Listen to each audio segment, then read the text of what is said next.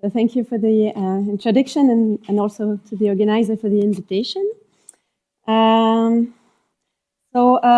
this talk, I will be concerned with positional numeration systems U, which I believe you all know, and we've seen them already during the week with Fibonacci several times. And so for me, these numerations are built on base sequences U. These are sequences of increasing sequences of integers with first term 1, and the quotient between consecutive elements are asked to be bounded so that we deal with finite alphabets. So we can represent natural numbers by using a greedy algorithm, and I'm using this notation to refer to the greedy representation of the natural number x. Okay, and so in this talk I will be mostly interested in the numeration language, which is the set of all greedy representation of natural numbers, but I will also allow leading zeros in my representation, which does not change anything concerning the question which are involved here. Okay, so this is the notation LU for the numeration language. And so in this work, so I forgot to say that it was written on the first, which is a joint work with Savinia Krexman, who is in the room. The question we address is a kind of fundamental question in this area, is to be able to decide whether the numeration language is a regular one, meaning that it is accepted by a finite automaton. Okay, and even more precisely, we would like to obtain a characterization of those numeration systems, giving rise to such regular numeration languages. And we would like that this characterization would be somehow effective so that we can have a decision algorithm in the end. Okay, so a very well-known first observation is that if you want the numeration language to be regular, then you need to deal with linear recurrences. Meaning that if the representation, if the numeration language is regular, then the base sequence U must be a linear recurrent sequences over the integers.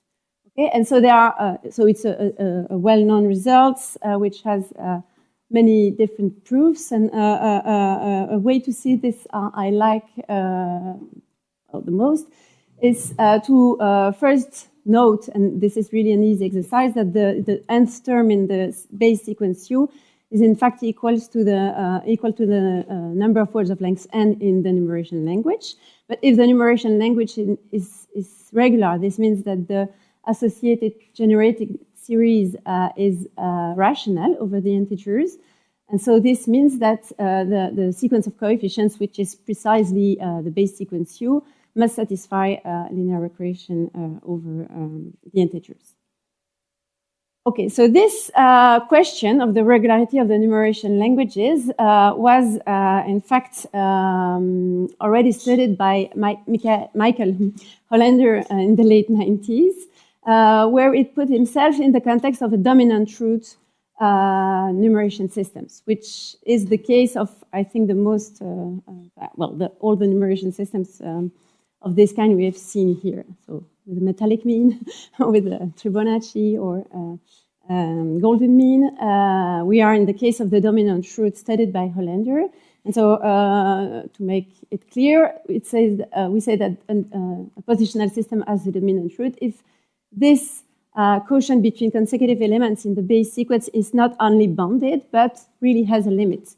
This limit is called beta, and it's a real number greater than 1.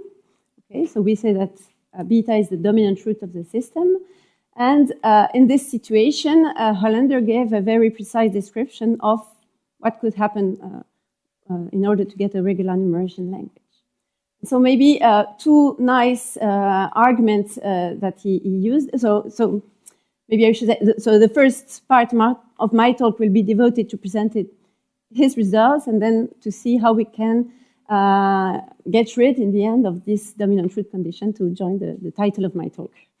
A first very interesting and useful observation that he made is that in fact it is sufficient to study the regularity of the max language. So this max language is the language made of all lexicographically graded words of each length in the numeration language. Okay, and so we have regularity of the whole numeration language as soon as we have regularity of this max language, right? And these maximal words of each length, it's also easy to see that those are given exactly by these representation of un-1 for each n. Okay, so this is a first very interesting result because these maximal words of each length, but there is only one per length. So this makes this language what's called a thin language, and which and regular thin languages are really easy to describe. They are finite unions. Maybe I should write this, but we have regular expressions that they are finite unions of languages of this form along with a finite set. Okay, so we have a clear understanding of what has to be reached in order to get a regular numeration language. And this first observation is true in general, so it does not depend on this dominant truth condition. And the second observation that he proved is that if the numeration language is regular and we have a dominant truth, that this dominant truth has to be a Parry number. So I would like to give a bit of intuition of these two arguments, since they will be important for us too. So this equivalence here might be, I don't know what you think, but might be a bit surprising at first for those who know automata theory, because one direction is very clear. Okay, this is true for any language, and there are also many proofs of these results, and I refer to this paper of Charlier for a nice, really short proof of this result, but the other direction does not work in general. Just think of the Dick words, for example, and you don't have a regular language, but the max language is regular. Okay, but the point is that the converse direction is true for numeration languages. And what's behind this is that we have a greedy algorithm behind to compute these words. And in fact, we have a characterization of words belonging to this numeration language, which is a kind of a Parry condition. So a word belongs to the numeration language if and only if all its suffixes are lexicographically less than or equal to the maximal words of the same length. So this is the maximal words in my numeration language of the length of S. So this is an if and only if, and this allows you to build an automaton for the whole numeration language as soon as you have a regular expression for the max language. The second result I want to comment is this one. So this really makes, in fact, the link, the deep link that exists, and probably most of you know this, between representation in a linear numeration system Q and the beta representation in the sense of Rényi, where beta is precisely the dominant truth. So when you have a dominant truth and the language is regular, you know that it's a Parry number, and because of these observations of Hollander, so he separates the two cases. First, when the beta expansion of 1 is infinite, so it could be non-simple Parry numbers, but also non-Parry numbers, just the condition that it's infinite. And when you look at your maximal sequence of, the sequence of maximal words of each length, right? You look at these sequences of words, and this has a limit in the sense that it will share longer and longer prefixes with one infinite word, which is precisely the beta expansion of 1. So this limit exists and is equal to this beta expansion of 1. And so if this is the case, and you have a regular numeration language because of this expression, then you will know that you have a Parry number.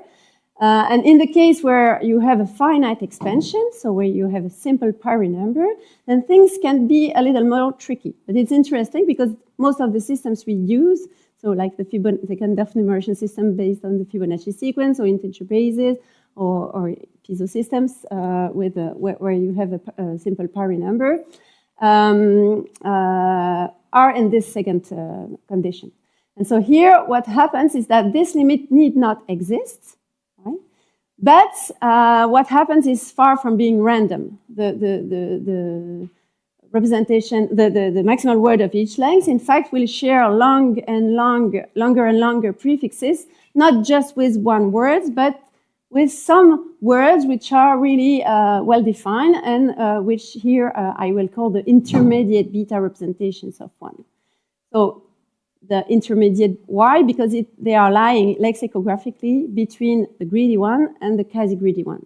So in fact, to compute that in this case, to compute the quasi-greedy expansion, then you will take one away of the last non-zero digits and then repeat this process. Here you do this a finite number of times, and then you put the real greedy expansion. So you get a beta representation of ones in between the greedy and the quasi-greedy.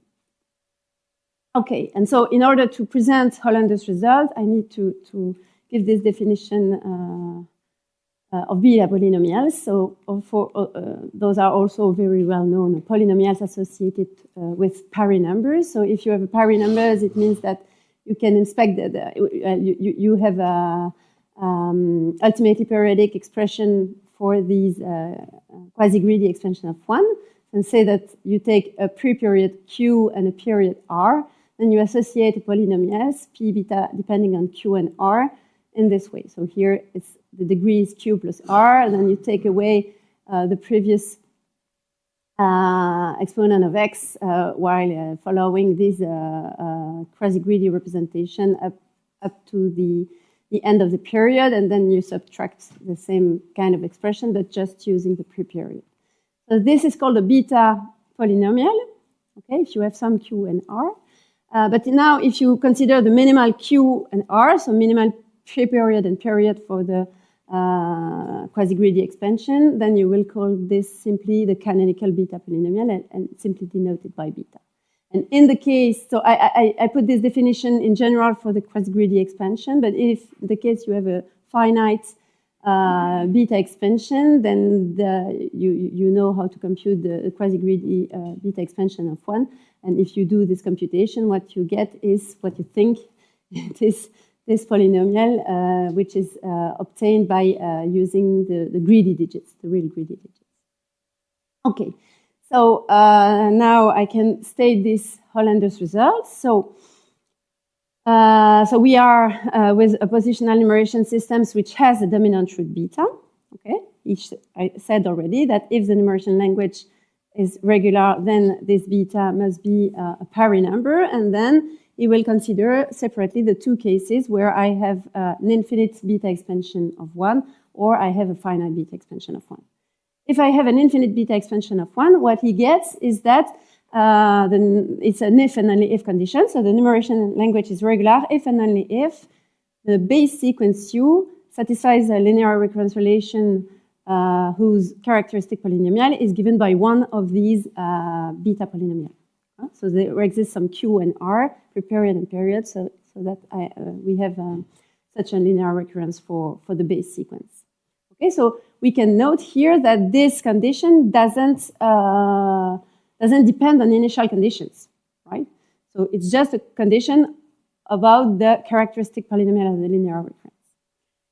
So to the contrary, when we consider simple Parry numbers, so finite beta expansion, then we will see that there is indeed a dependence to the initial conditions. And so Hollander doesn't find an if and only if condition in this situation. In this situation, it says that this condition given here is still sufficient, so it ensures that the numeration system is regular, but it's not anymore necessary. Okay, so if the numeration language is regular, the base sequence need not satisfy such a beta polynomial, but it should satisfy a beta polynomial times one very specific polynomial, which is x to the L minus 1, where L is precisely the length of the beta expansion. Okay? So there is, and he showed by exhibiting some examples that in this situation, it might be that the numeration language is regular, and it might be that the numeration language is not regular, depending on the initial condition. There is a small gap in this theorem. And so in our work with Savinien was to to get rid first of this dominant truth condition to see what happens in general when we don't have this nice situation with these converging quotients of consecutive elements to some beta. Like I would say as a side product that our characterization that I will present now, in fact fills this gap. Okay, so we understand exactly, and we have an if and only if condition in this situation. Okay. So for the second part of my talk, I want to present these our results with Savinien, and I will proceed in 3 steps. So the first step, so we want to get rid of this dominant truth condition, and the very first step in this process was to understand that in fact we did not really exploit to the end the positiveness of the generating series. I said that the generating series was linear over the integers, so we had it was rational, over the integers, but it's what is called n-rational, which is stronger than just being z-rational.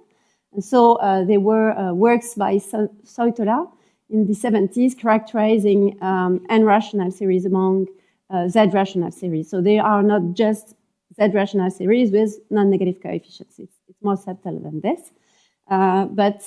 So if it has non-negative coefficient, it's z-rational and has a dominating eigenvalue, then okay, this will be n-rational, but we are precisely not in this situation.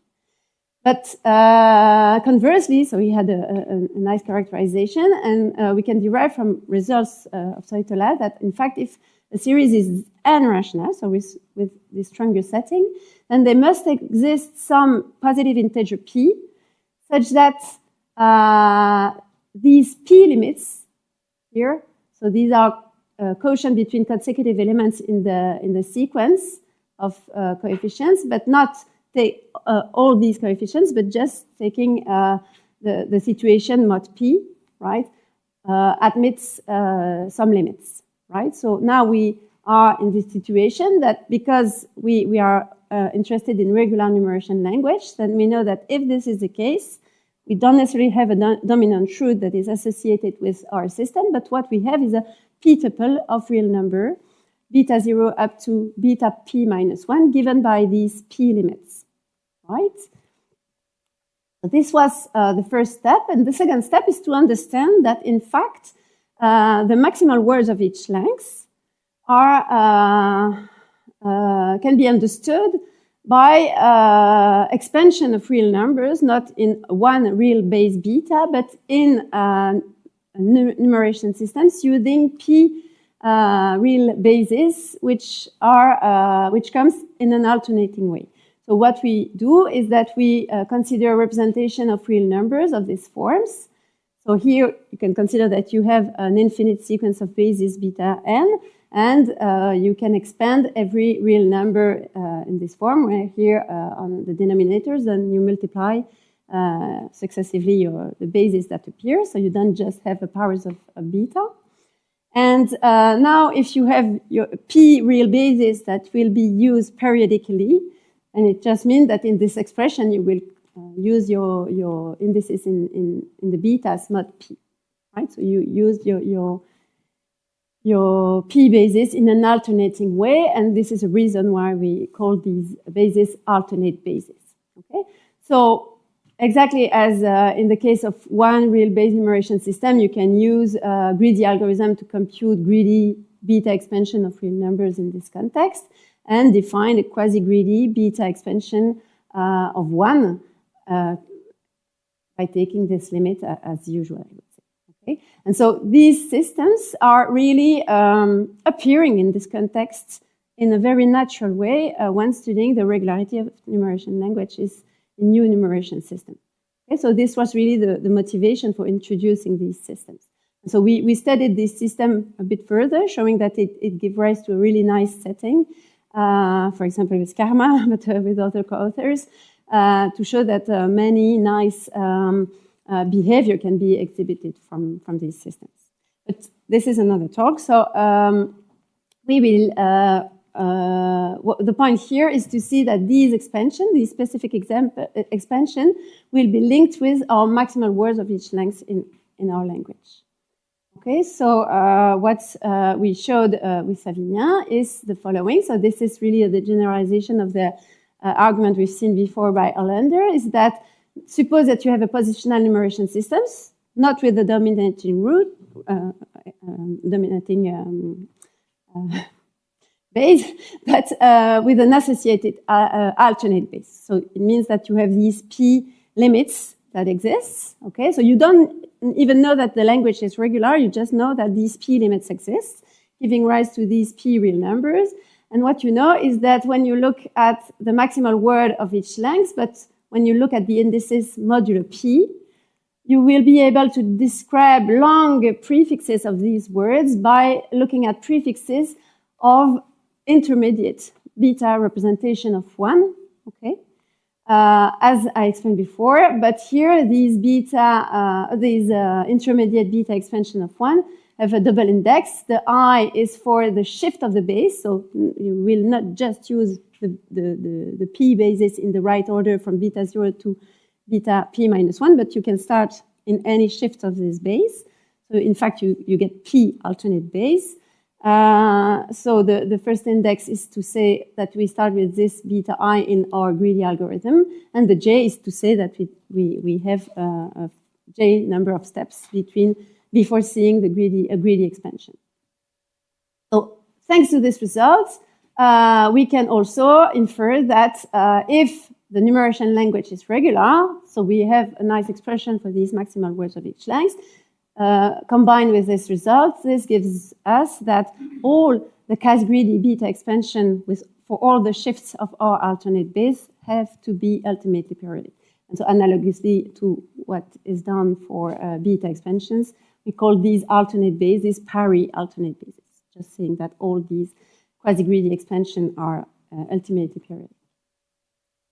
Okay, so maybe it's time to present an example. So here is an example where I show the behavior and the general strategy. And I hope if I have time, I can state our results. Okay, so here the example I consider is given by this linear recurrence equation. So un plus 10 is 16, un plus 5 plus minus 9 un.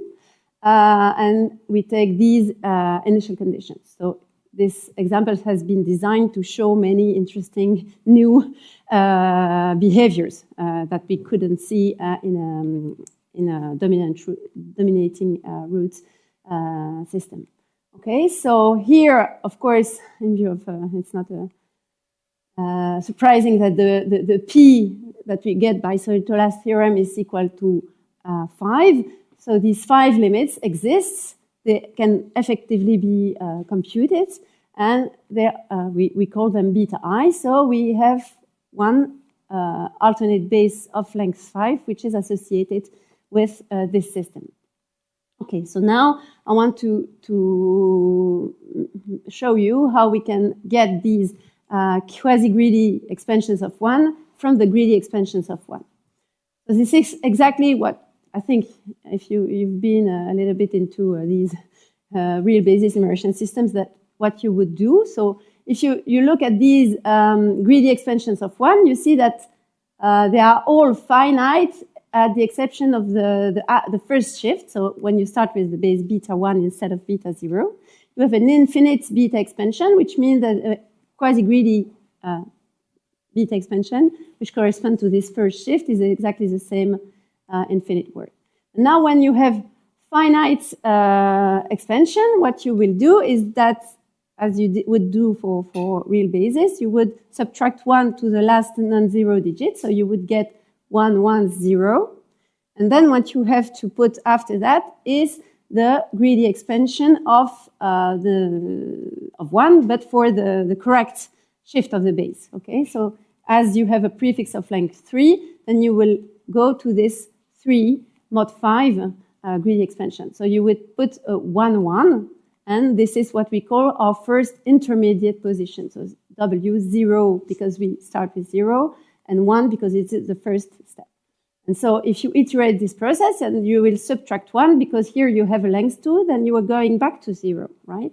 And so, in fact, you can do this infinitely many times, and what you see is that the quasi-greedy expansion is just the repetition of these 1, 1, 0, 1, 0, infinitely many times, right? And if you look at 3, then you will do this the other way around, right? 1, 0 will call 0, and 1, 1, 0 will call 3. Okay, so this is encoded in this graph. So we have a graph whose vertices are given by the remainders mod p, and we say that 0 calls 3 and 3 calls 0 in the quasi-greedy process. Okay, so this is what these edges are. 1 calls nobody because it's already infinite, so it has no outgoing edge. And then we are left with 2 and 4. 2, you will subtract 1, you get a 1, and then you will call 3 because you just have a prefix of length 1. Okay, so 2 will call 3, and in fact you have 1, and then you have here the quasi-greedy expansion of 3. And here for 4, then you put a 0 here, and because you have a length 2, what you do is you call 1 mod 5. Okay. And so you, within one step, you reach an infinite expansion in your quasi-greedy process. And so you just have here 1, then followed by 1 0, and followed by the quasi-greedy expansions of 1, which was already infinite. So this means that for 1 and 4, then you have finitely many possible intermediate representation of 1. But for the other ones, for 0, 2, and 3, then you have infinitely many possible intermediate infinite words. Okay, so our third step is to understand the regularity of the sub-languages. So these are sub-languages of the maximal language, where the lengths are given by the remainder mod p. So we will call Li the maximal wedge of each length, where the lengths correspond to minus I mod p. So these are exactly given by these words, and of course, the maximal language is regular, and so the whole numeration language is also regular if and only if all these, so these P languages are all regular. Okay, and so what we will do is to analyze the possible situation that we can encounter by looking at the interaction of these I mod P. Okay. So, 4 situations may occur. Okay, so I will not describe all these 4 situations, but I just give a description of the 4 situations, but maybe not of all the results behind. So, the situation of the vertex 1 is the easiest one. We already have an infinite expansion. Okay, so the quasi-greedy is exactly the greedy, and in fact, in this case, which is described here, okay, what we get is an if and only if condition. This language corresponding to such an I is regular if and only if a specific sequence, so I describe it right after, is ultimately 0. Okay, and this like kind of derivated sequence of the base sequence is given really similarly as what we did for the beta polynomials. Right? We have an ultimately periodic beta expansion with pre-period Q and R, and you compute these values, and the nth term of this derivated sequence is given by this quantity, where here it's important to start with Pn minus 1. So you really take into account the modulo P where you are. Okay? So this, in fact, when you have a dominant root, gives back the initial condition of Hollander, because in this case, when you have just a dominant root, this is equivalent to the fact that to say that the base sequence satisfies a beta polynomial. Exactly. So our second situation is we are not in a state where the beta expansion is infinite, but we are in a path to such a state. Okay, so infinitely many steps you will reach such a state. So it was the case of our vertex 1, where you had an edge from 4 to 1. Okay, so in this situation, so this is a formal description of this situation. Well, if you look at your remainder mod P, I mod P, the corresponding beta expansion is finite in this case, right? So you have a finite beta expansion as corresponding to the ith shift of the base. And what you do is to compute this derivative sequence. Okay, so it also corresponds to what you would do for the beta polynomial in this situation when you have a finite expansion. And so what happens, so maybe I have the situation. Yeah, I'm almost done. so here, this is a finite set with no going edge. And so here we can say this is regular if and only if I have some testable condition, right? Now I'm on a way to reach such a state, right? So I suppose that I have I here, but I have a finite number of edges reaching this situation. So what I will do is to have a procedure that will go backwards.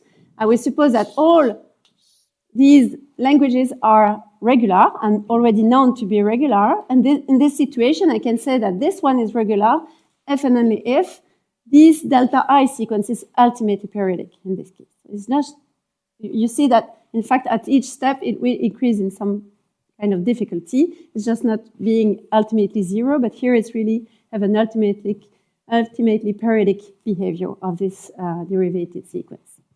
So the third case is the case of a cycle. So in your graph, we had seen this with 0, 3, right? You could be in the situation that you cycle, right? And if you have a state in such a cycle, then we will deal with all the languages corresponding to all states in this cycle at once, right? We will say that all these give rise to regular languages if and only if you have a nice, or not nice, I don't know, condition saying that a number of sums so I gave the precise descriptions here, but which are obtained by adding these derivative sequences are ultimately non-negative in this case. And the last cases that we have to consider, and here I didn't even want to put the description, the precise description, is a situation where we are in a state I on the way to a cycle, okay, which was the situation in our graph of a states 2, if I remember correctly. Okay, so in this situation, again, you will assume that all the languages in the cycle are already known to be regular, but also all the further languages in your path. And if you already know that, then you can say that this language is regular if and only if, well, you have a nice condition to check. But which I would say about this condition isn't even showing you is that it really shows nice behavior and new behavior of multiplicities of some roots of unity occurring, and we can really analyze which multiplicity can occur. And in fact, there is a condition that the multiplicity can be at most 2, and we know exactly when this happens to be true. So this is the last slide to sum up what I did. So it means that putting this all together, we get full characterization of positional numeration systems giving rise to a regular numeration language, which is effective with this procedure I tried to describe to you. And as I said before, it also fills the gap in Hollander's result, because we were just left with the situation where we had a finite beta expansion and that the base sequence satisfy a characteristic polynomial, which is a beta polynomial times this specific polynomial's xl minus 1. And in fact, in our characterization tells us that in this case, this is regular. So there is really a dependence to the initial condition that shows up. And we can effectively test when it happens. It happens when we have a certain finitely many number of sums that are ultimately non-negative. So thank you very much.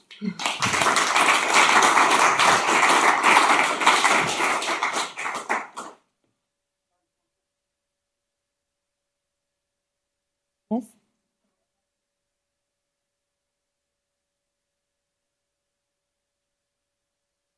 Yeah, here, because we really built this example with such characteristic polynomials. You know, you have then you will have P is equal to 5.